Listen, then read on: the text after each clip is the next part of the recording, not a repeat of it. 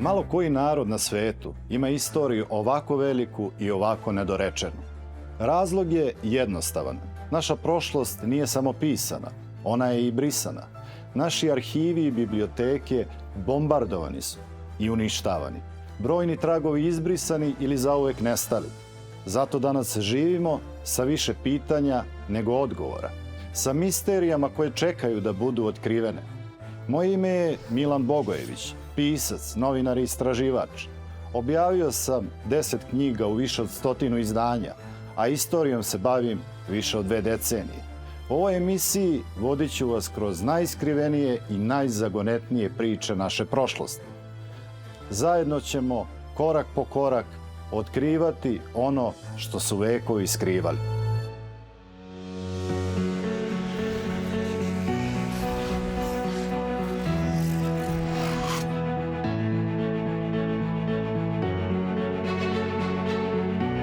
Istorija ne pamti uvek podjednako sve događaje. Neki su ostali u centru pažnje, dok su drugi gotovo zaboravljeni. Jedan od njih je tragedija Timočke divizije na Legetu, prva srpska plava grobnica i stradanja srpskog naroda u Sremu u jesen 1914. godine. Događaji koji su danas gotovo potpuno potisnuti iz javnog pamćenja.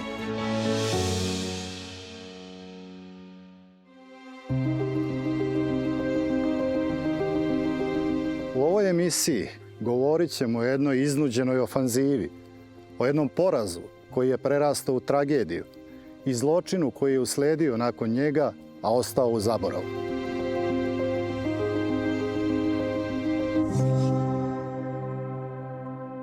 S obzirom da je u Evropi vladalo to neko mišljenje da će rat trajati jako kratko, svega nekoliko meseci, srpska vojska je dobila zahtev od svojih saveznika, najpre carske Rusije, da izvede jednu ofanzivnu akciju, ne bi li uspela da veže austro-ugarske trupe u Sremu, koje ne bi mogle da budu transportovane dalje na druge frontove, prvenstveno na istočni front.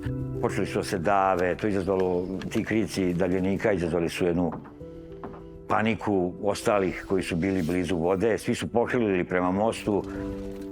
Kada uzmemo u obzir broj stradalih i način na koji su stradali, s razlogom možemo reći da je bitka na Legetu jedan od najvećih poraza Srbije u Prvom svjetskom ratu.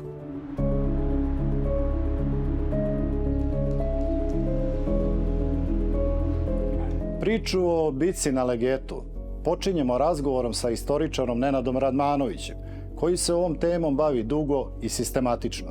Kroz njegova istraživanje i arhivsku građu pokušat ćemo da rekonstruišemo tog događaja, razumemo uzroke tragedije Timočke divizije i objasnimo zašto je bitka na Legetu decenijama ostajala na marginama istorijskog pamćenja.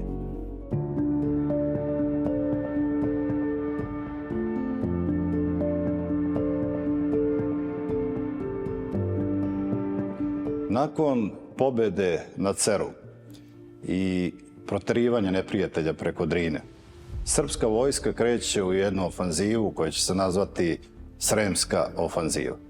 Zašto smo krenuli da gonimo neprijatelje na teritoriju koju, moram podsjetiti gledalce, u tom trenutku nije Srbija?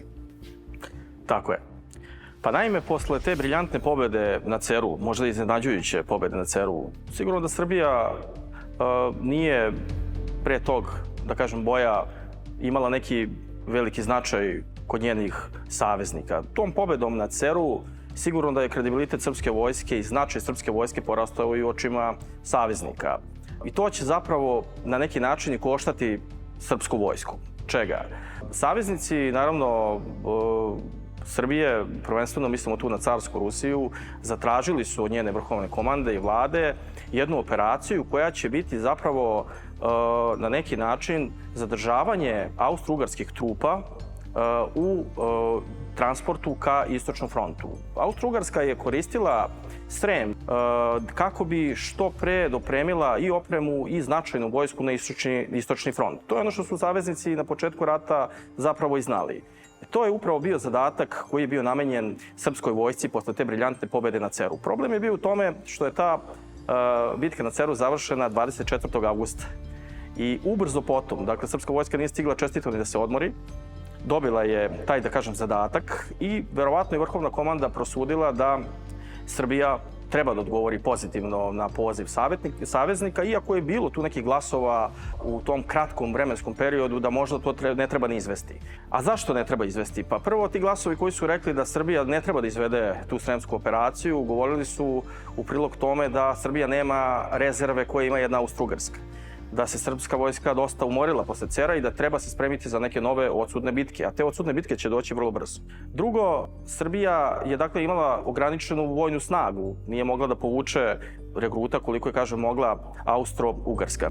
I vrlo brzo, a možda i brzopleto, sad istorija će to reći, istoričari i javnost, da je vrhovna komanda donela odluku da se izvede ipak sremska operacija.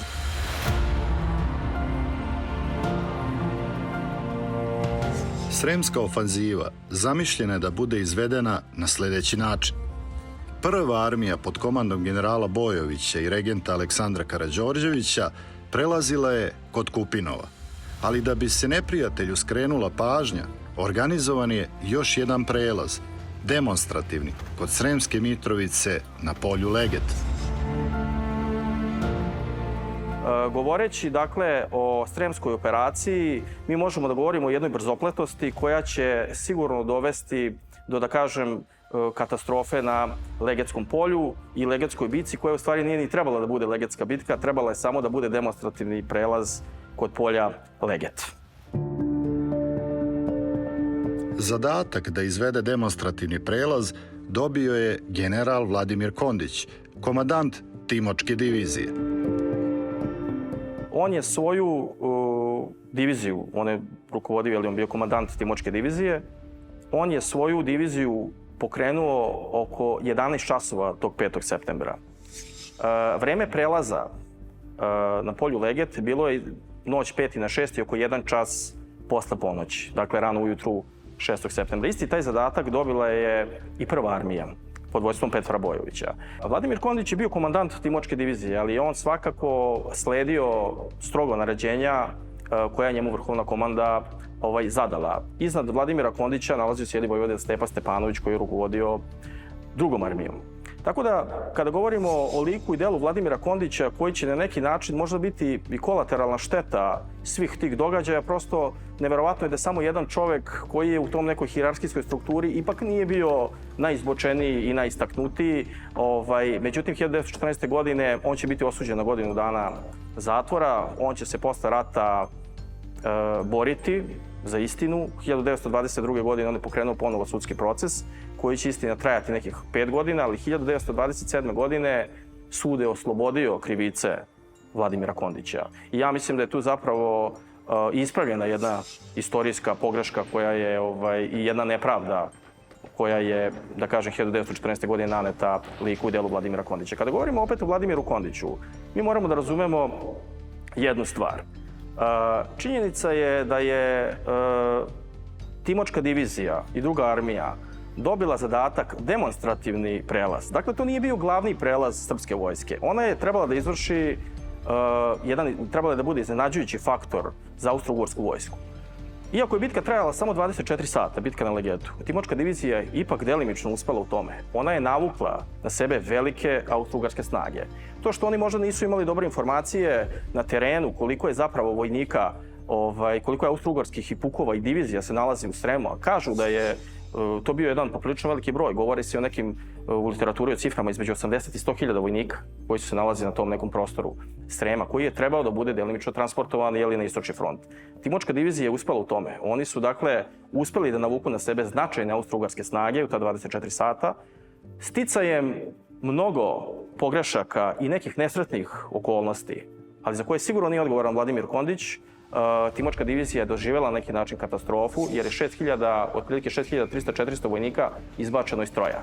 Ali nemojmo zaboraviti još jednu stvar. Timočka divizija je imala 25.000 vojnika, što znači da je preko 18.000 vojnika uspelo, tačnije ostalo je na mačvanskoj strani, ostalo je sačuvano za neke naredne pohode srpske vojske i defanzivne zadatke koje će srpska vojska dobiti na sebe.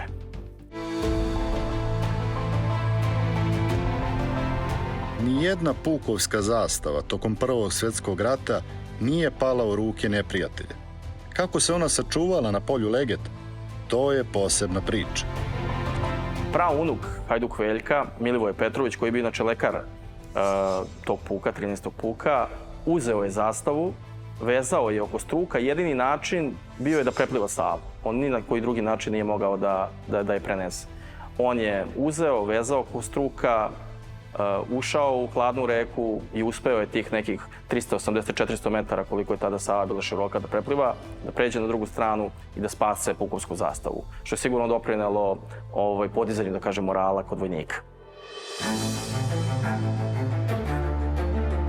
O taktici same borbe, problemima sa pontonskom opremom i novim puškama koje je srpska vojska u tom trenutku dobila, razgovarat ćemo sa Branislavom Stankovićem, piscem, istraživačem i stručnjakom za oružje. Kroz njegova istraživanja pokušat ćemo da objasnimo kako su tehničke mogućnosti i ograničenja uticali na tok borbe i koliko su upravo ti faktori doprineli tragičnom ishodu događaja na Legetu.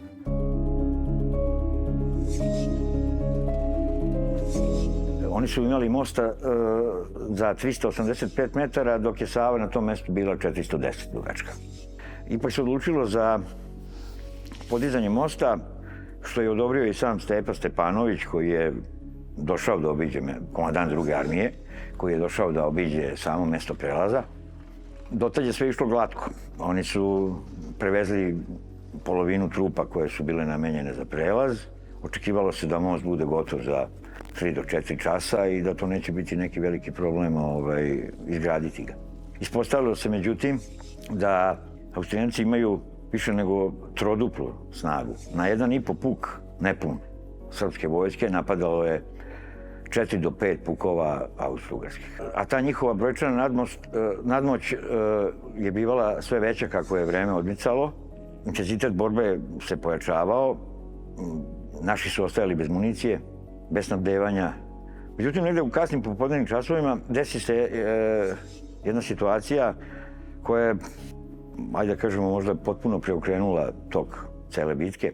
Jedna naša, pominje se baterija, negde se pominje i te municijske kare, no svejedno, to su šestorne zaprege, odnosno kola za municiju ili sami topovi, gde u toplom popodnevnu u ravnici ta prašina onako intenzivna i nekom se učinilo od tog galopa te konjice da je to austrougarska konjica koja njih napada. Tako da je neki narednik navodno dao naredbu trubaču da svira trubni znak konjica s boka. To kad su čuli ovi lakši ranjenici i vojnici koji su bili blizu još nedovršenog mosta, pokrili su jedan tu slobodan ponton, prepunili su ga, počeli su da se dave, to izazvalo, ti krici daljenika izazvali su jednu paniku ostalih koji su bili blizu vode. Svi su pohilili prema mostu, oštetili su ga, taj deo do obale i to je trebalo neki sat vremena i na neki način je uspostavljen konačno red. Od lakših ranjenika i vojnika koji su bili tu konačno je obrazovan mostobran, što je bila još jedna od početnih grešaka prilikom samog prelaska. Taj nedostatak mostobrana kojim će se štititi osudno sam most ako bude ugrožen.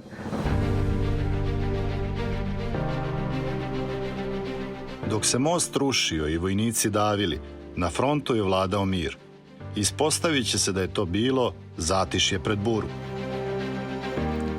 Za to vreme traje po noći radnja mosta, koji kažu da je bio praktično gotov i da je ostalo samo da se učvrsti. Tog momenta Austrijanci iz nekoliko pravaca napadaju srpsku vojsku i ključni moment dolazi do toga kada 92. puk njihov koji nastupa duž obale Save, u onoj tamnoj noći zarobi četu 15. puka, time otvori bok desni mostobrana i nastupajući tako duž obale počinje da dejstvuje iz pešadijskog oružja. Pošto Sava tu pravi jedan luk, činilo se da vatra dolazi iza leđa. To opet izaziva jednu drugu paniku. U zvaničnim dokumentima se upravo bukvalno navodi druga panika i katastrofa. Tog momenta u onoj mrkloj noći, a napadnuti sa svih strana, svi se povlače prema mostu jedna masa ljudi gura one koji su bliže obali, svi trče prema tim mosnicama, jer do same Sremačke obale, pošto je nedostajalo pontona, postavljene su te stajne potpore, kako se zovu. Umjesto pontona povodeni su šipovi u samo dno, pa da nadoknade te nedostajuće pontone. Ljudi koji su navirali sa svih strana, hvatali su za te potpore, ne bi se popeli na još neučvršćen, mada dovršen most, i time ga naravno oštetili, odvojili ga od obale. Kažu da je negdje oko 600 ljudi se uspelo spasti što plivanjem, što prelaskom preko mosta. Toliko otprilike se i udavilo. Ostali su izginuli i zarobljeni. Dok se most rušio i vojnici davili, na frontu je vladao mir. Ispostavit će se da je to bilo zatišje pred buru. Još jedan problem koji su gotovo svi vojnici koji su se spasili isticali jeste ta zamjena pušaka koja se dogodila u nekom jako kratkom roku pred samo nastupanje na sremsku stranu. To je puška koja se nalazi pored vas, ruska puška Mosin Nagan. Mosin Nagan. Šta je to stvaralo našim vojnicima toliko problema sa tom puškom? Ova u suštini solidna puška koja je uvedena u naoružanje carske Rusije imala je nišan koji je graviran u aršinima, a ne u metrima. Aršin je negdje oko 0,76 metara. Samo zrno je balistički dosta lošije od srpskog 7 mm Mauser metka. Stekao se utisak na tom nekom prvom, imali su samo jedno gađanje. Znači, 15. puk i 13. preoruženi su 4. i 5. septembra. I imali su samo jedno bojevo gađanje u okolini sela Belotić. I to je samo, pored samog izgleda puške, ovaj bajonet koji nije imao futrolu u kojoj je trebao da se stavi, uzimanja tih srpskih pušaka Mauser M99 koje je srpski vojnik poznavao i upotrebljavao u prethodna 2 rata, znači davanju jedne inferiornije puške, je imalo sigurno utjecaja na moral srpskih vojnika i njihovo samopouzdanje u samoj borbi. To neko gađanje je prosto bilo kontraproduktivno, jer izveštaji su neverovatni, ono kao nema dovoljan domet, jer su zrno udarala pred mete i tako dalje, samo zbog nepodešenih nišana. I svi se slažu da jedan od uzroka poraza Timočke divizije na Legetu, a koliko bio možda mali, je i sama puška Mosin Nagan. Ovaj primjerak je baš po podacima iz muzeja Srema nađen na bojnom polju Leget u Šidu i po tom je jedinstven primjerak u Srbiji. Jer baš ovakvu varijantu je srpska vojska dobila kao pomoć od 120.000 primjeraka iz Rusije krajem avgusta. Bitka koja je trajala samo jedan dan ostavila je za sobom tragičan bilans. O teškom porazu Timočke divizije možda najbolje govore brojevi, jer u ratu često nema imena i prezimena, već samo brojke i činovi. O crnom bilansu ofanzive na Srem razgovaram sa profesorkom književnosti i novinarkom Marijom Šamarom, koja je u više navrata pisala o bici na Legetu. Marija, kada govorimo o bici na Legetu kroz brojeve, kako je izgledao taj crni bilans? Pa bitka na Legetu, nažalost, s razlogom nosi i druge nazive, kao što su propast Timočke divizije i prva srpska plava grobnica. U jednom jedinom danu iz stroja je izbačeno čak 6.282 podoficira i vojnika i 84 oficira. Od tog broja 1.200 vojnika je poginulo, dok je približno 5.000 zarobljeno. Ovo su zapravo podaci koje su prikupili istoričari Savo Skoko i Petar Opačić. Ono što zapravo daje težinu ovoj tragediji jeste činjenica da se oko 600 srpskih vojnika udavilo u Savi prilikom pada pontonskog mosta. I treba imati u vidu da je mali broj srpskih vojnika u to vreme znao da pliva, što je predstavljalo još jaču ofanzivu na Srem. Međutim, tu nije kraj stradanja Srba u Sremu. Nakon što se završila ta sremska ofanziva, odnosno nakon što se prva armija povukla iz Srema i otišla na Drinu, u Sremu kreće odmazda Austro-Ugarske prema lokalnom stanovništvu. Šta se zaista dešavalo, Marija? Tako je, pa srpska vojska koja je prešla Savu na tom primarnom pravcu kod Kupinova, tačnije ta prva armija pod komandom generala Petra Bojovića u početku imala jako dobre rezultate na teritoriji Srema i oslobodili su čak 40 sela. Međutim, šta se onda dešava? Austro-ugarska vojska je momentalno pokrenula svoju 5. i 6. armiju na Drini i to je automatski značilo povlačenje srpske vojske i hitno upućivanje ka tom frontu. Po jednoj objavi Oskara Poćoreka, oni zaključuju da Srbi zapravo više nisu lojalni podanici carevine.